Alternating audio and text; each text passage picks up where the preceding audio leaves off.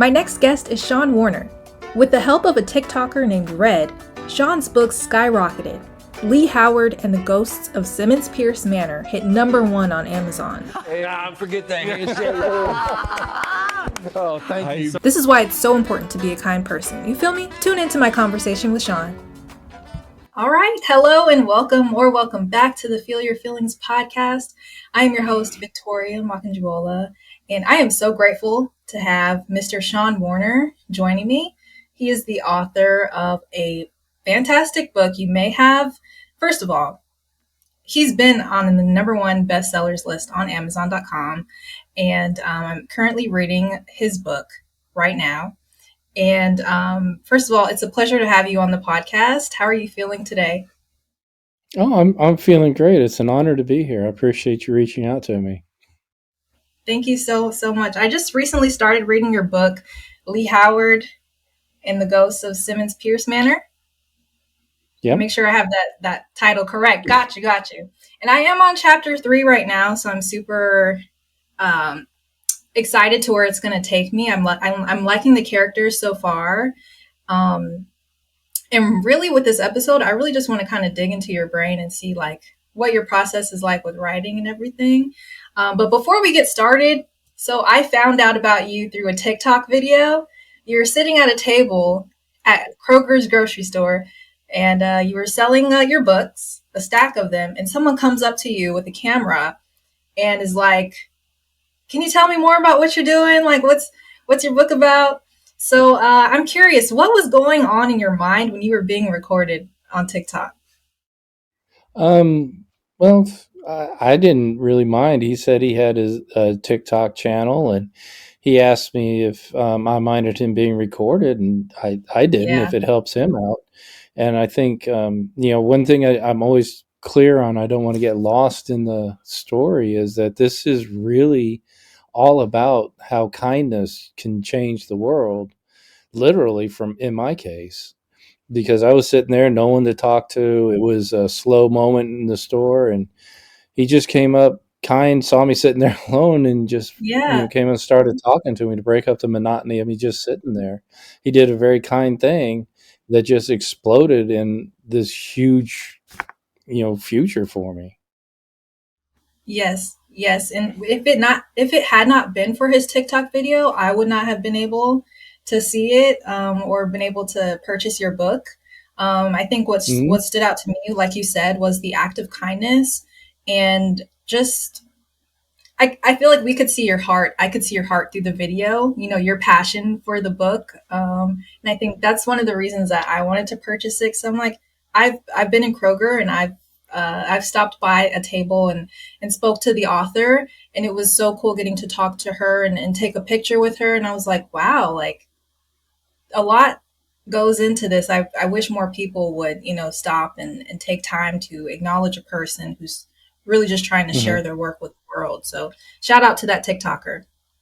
Most definitely. Exactly. So, Red is just one of the kindest people. To do that, and then all these things that we're following up on. He was with me in New York on the Today Show, and we walked around Times Square together, and he's just a really amazing guy. So can't say enough about him. Yeah. For sure. Okay, so I want to know more about your writing process. When you were writing your book, what were you focusing on more, the journey or the outcome? Well, when I started writing, it's funny. I started writing Lee Howard and the Ghost of Simmons Pierce Manor. I was actually working on a different book entirely. And the idea came to me about a girl whose parents were murdered and solving the mystery of the things she'd have to do. Okay, that's been done before. So, and then I started playing what if games. Well, what if she goes to live with this rich family she didn't know she was part of? And then what if that house was haunted and she made friends with the ghosts? And what if that ghost had multiple personalities? And it just kind of went from there. And it was in my head like one of those songs or a jingle you can't get out of your head. And sometimes you have to sing it to get out of your head. Well, I had to write Lee to get that out of my head so I could go back to my other book. And it's a good thing I did. That's awesome. And I listened to one of your interviews where you said that, the character Lee, like, was nagging you in your head. And like, this is more of like Mm-hmm. a writer specific question, but like, does the character channel you or do you tend to channel your characters? I hope that makes sense. Um, yeah, it does make sense into a sense. I don't know if channeling is kind of the right word for it. It's more like they become real people in your work, and you interact with them, and you envision, well, how would this person who I know so well, how would they respond in this situation or that situation? So they actually take on a persona and a feel of being a real person, and you put them in a situation, and then you, because you know them so well, you know how they're going to act and react. That's good. That's good. So has the outcome exceeded your expectations? Oh my gosh, yes. I didn't expect to be doing anywhere near this well with this or any book. I mean, it's not just this book, and I have a lot of faith in this book. I enjoyed writing, and I Yeah. always thought it was a strong book. But the facts are that debut authors struggle to get noticed. That's the biggest hurdle after writing the book, is letting the universe know that the book actually exists. It's a huge struggle. I think the numbers are, a successful first book sells about 1,000 copies at the most, and so Red really got me over that hurdle, and this whole TikTok wave and going viral did get it noticed. It got attention, and it's sold, more than I ever expected it would. I mean, if you had asked me if I was going to be on the Today Show for a book, Yeah. I would have said you were crazy. Right. Right. That's fantastic. And I'm so happy for you and your success. So congratulations to you. What are your hopes? Which you kind of talked about it on the Today Show, but I'm going to ask again. What are your hopes for the book since it became a number one bestseller on Amazon? I think you touched on a movie script. Well, that's a different issue. That's a different story on that movie script that doesn't have anything to do with Lee. My hope for this book is what it seems to be achieving. When I was growing up, I read books just for the fun of reading. I love to read, and I wasn't reading assigned books for school, or these heavy classics or anything like that. I was just reading fun adventure stories to read, and I want to recapture that for the young people. It's a young adult book, and I want to recapture that love for reading. It doesn't always have to be, weighty issues and huge momentous classics of literature. You can read just for fun, and I wanted to capture that because it's an escape from, there's a lot of pressure out there, especially now, and if you can read Totally. to escape from that for a little while, then that's great. So that's what I wanted to achieve, and what I think I'm achieving it, because the reviews are saying that it's a fun read, that it's a good read. But the ones where people say that it they're reading it with their families, and they're reading it with their kids, and they're talking about it, that's what makes me happy. I mean, this book was written to be read, and read for just enjoyment of reading, not to make a statement on anything. Yeah, for sure. And as an author, how did you get to where you are now? Perseverance. um, That's good. That's good. That's yeah, a real. lot of, well, it's true. You have to persevere. I was it just that day, that single day in the Kroger. I showed up at that Kroger at 9 o'clock in the morning. This incident with Red didn't happen until 3 or 4 o'clock in the afternoon. And so I was sitting there that whole time, skipped lunch, sitting at my table, talking to people. And there, you go into Kroger, your mind's on milk and eggs, not on a book. Right. Totally. So, Yeah. so I'm just sitting there, trying to make as many sales as I can, let people know that I'm out there. And a lot of people would have just got up and left. My wife and some of my friends, when the sales died, I would have just left, you know. So it is perseverance, and you do have to write an awful lot of stuff before you start actually getting good at writing. Writing and publishing, first and foremost, it is a business.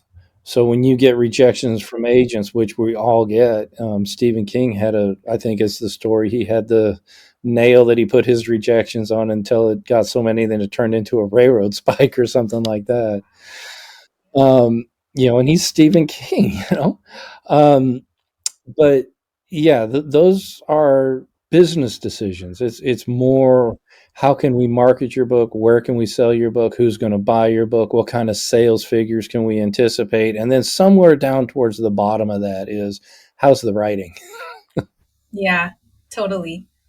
So, had it not been for the assistance of social media, would you have anticipated the social reaction? Because I know, like, we live in the social media era, and TikTok, Instagram, these platforms are good at making things happen for people. I think good and bad for awareness. Um, Mm-hmm. but Yeah. had he not recorded that day on TikTok, or there had not been that element, would you have anticipated, this reaction to the book? Not at all. Not at all.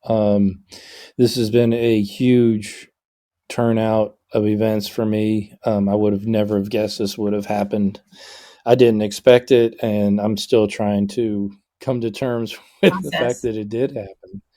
Yeah. Um, but no, not at all. Because, like I said, it is so hard to get noticed when you're a writer or any artist. Actors. We all know the big name actors, but there's a ton of other actors out there you should never heard of Yeah. that are needed. Um, so no, I would have never have expected anything like this. I didn't expect it after that TikTok video was taken. It wasn't until they started pouring in with a response that I had to figure out what was actually going on. Yeah. Certainly. And I'm sure, you're figuring out how to work the TikTok and everything now, creating your own videos and I'm I'm everything. I'm trying to. I have an engineering background, and I'm trying to figure out how 9-year-olds operate this app because it's confusing me. Yeah. It really can't be. It really can't be. The AI though is helping. It's helped me for sure. Mhm. Okay, so I have a kind of a technical question. What's your writing process like? I write. Well, the first thing that happens is I get a concept in my head, and then I play some what if games. So with Lee Howard, like I said, it started out, you know, there's a girl who's trying to solve the mystery of her parents' murder, and from there I started what ifing things until I had a fleshed out concept.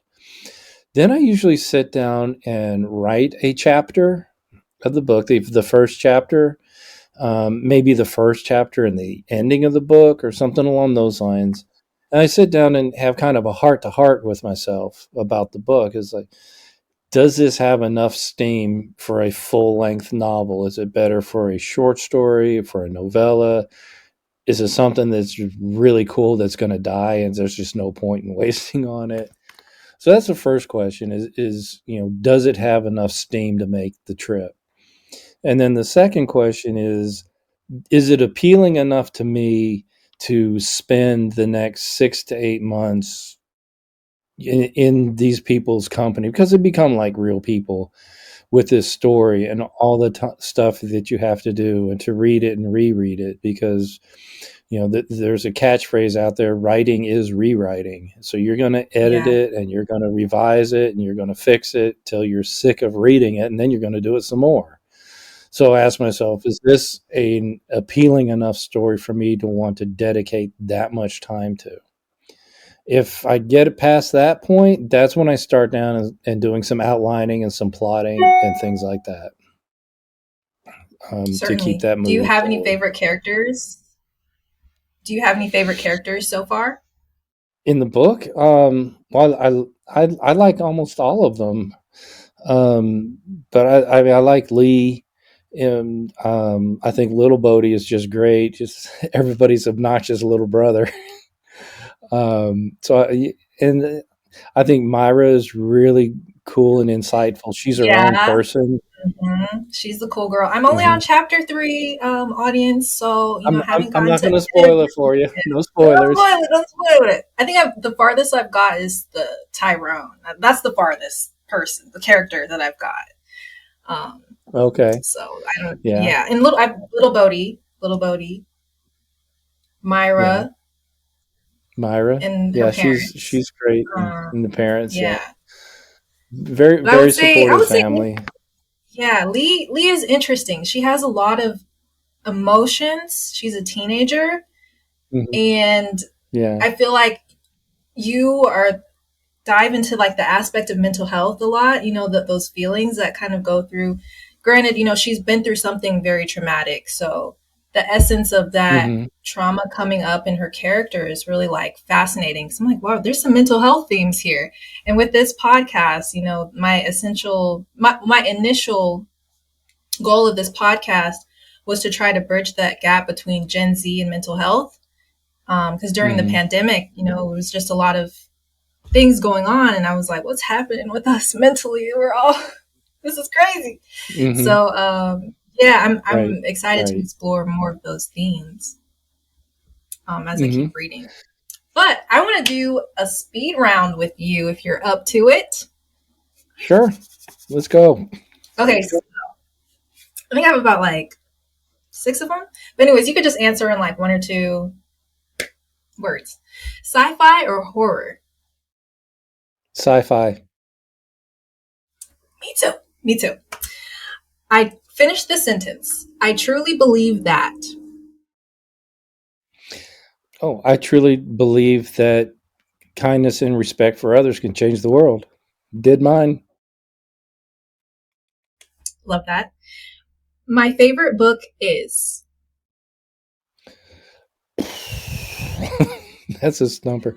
Um, well, it's like music. It depends on what I feel like listening to at the time is my new favorite. But I will say I read I read Peter Pan about once a year. I really love that book. I love that character, and it's a little. It may be Peter's outlook on life might be a little kid's outlook, but it has Yeah. so many applications to adult life. Yeah. Nice. Nice. There was a sequel that Disney did to that, but that's another story. That's another story. In 2 words, I would tell my younger self to.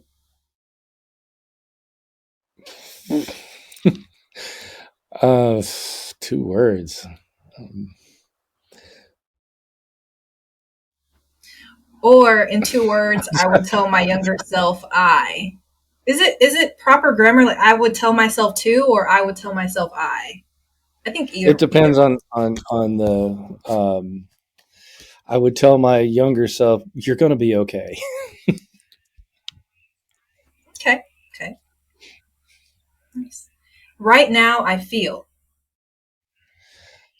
Right now, I feel on top of the world. I've had so many great things happen to me in such a short period of time, and grateful, of course, grateful to Red and to people like you for having me on their shows. Thank you so much. I'm grateful for you. Shout out to Red. Shout out to you, Hmm. Shawn. Thank you so much for joining me on the Feel Your Feelings podcast. It's been a pleasure chatting with you, and I can't wait to finish your book. I will keep you posted on when I get to the end and let you know what I thought of it. So thank you so, so much for being Yeah, here. I'm I'm eager to hear what you thought of it. Yeah. And where can my listeners find you? My website is ShawnWarner.com. And if you need to order books and are struggling to get them, you can go to my publisher, Black Rose Writing. They have been just amazing through all of this. Shout out. And other than that, just apparently I'm on TikTok. Who knew? Yeah. Please follow him on TikTok. I follow him on TikTok now, so you will not be disappointed. I will put all these links down in the description if you're tuning in visually on YouTube. So yeah, keep up with Shawn, guys, and check out his book. All right, Yeah. thank you so much, and have a great rest of your day. Oh, thank you for having me.